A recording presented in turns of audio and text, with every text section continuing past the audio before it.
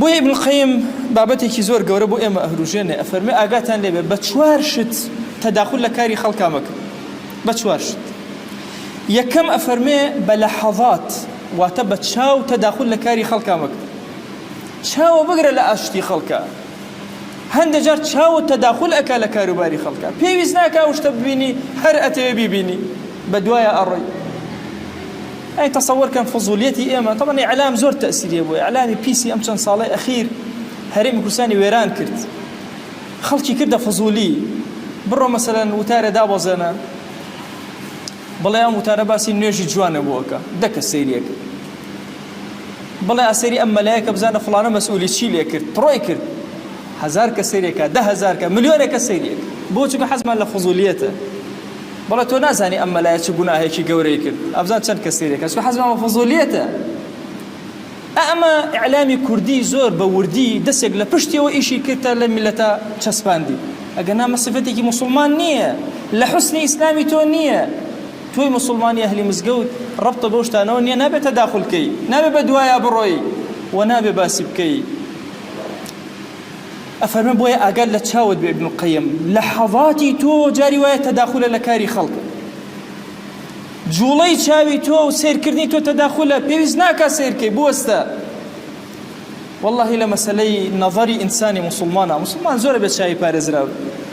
عولەما فەرموویانە لە فقهی ئیسلامیە لە مەذهبی حەنەفیەکانە هاتووە و هەندێک لە ئادابەکان لە مەذهبی ئیمام شافعی باس کراوە، ئەڵێ حتا ئەگەر چوویتە سەر ئاو سەیری پیسایی خۆت نەکەی، چونکە چاوی تۆ زۆر گەورەیە فەزیلەتی، نابێ مباحات هەندێک لە مباحاتی پێ ببینی، ئەبێ چاو بە پارێزرایی بمێنێتەوە، چ جای ئەوەی شتی خەڵکی پێ ببینی و گوناه و تاوانی خەڵکی پێ ببینی.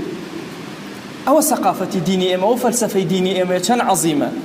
دووەم شت ئەفەرمێ ابن القیم کورە ئاگاو لە خەتەراتە بێ، خەیاڵ کورە خەیاڵ بۆ کاروباری خەڵک مەکە، حەقە نەوێ بەسەریانەوە.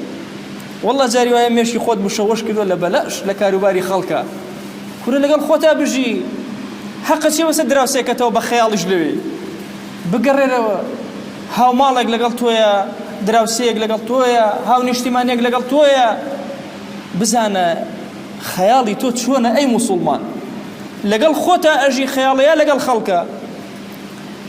هەولێری قسەیەکی زۆر خۆشیان هەیە، ئەڵێن خەیاڵی خۆت مەشغوڵ مەکە بەوەی کە خوا چۆن ڕزقت ئەدا، ئەگەر خوا ویستی ڕزقە بە ئەسبابیشی لۆ ڕێکەخە، مێشی خۆ مشەوەش مەکە بەمەی بزانی خوا بە بەشکم بەم شێوازە کە تۆ عەقڵە ئەی بڕێ یا نای بڕێ، خوا ئاوا ڕزقە بە دەلێ گەڕێ مێشکەوە سەلامەت بێ.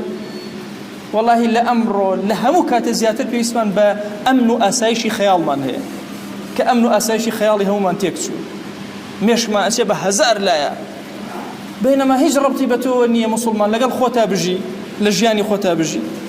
سێهەمە فەرمێن لە فەضات، کورە ئاگاو لە زمانێ بێ، زمان لە کاروباری خەڵکا وەرمەدە، پرسیارێکە پەیوەست نییە بە تۆ مەیکە، لە شخصیاتی خەڵک مەپێچەرەوە، لە نهێنیاتی خەڵک مەپێچەرەوە، مەڕۆ بە دوایە، بوەستە لە ئاستی شتەکانی خۆتا واز بێنە، بۆ خۆت بژی، لەگەڵ خۆتا بژی.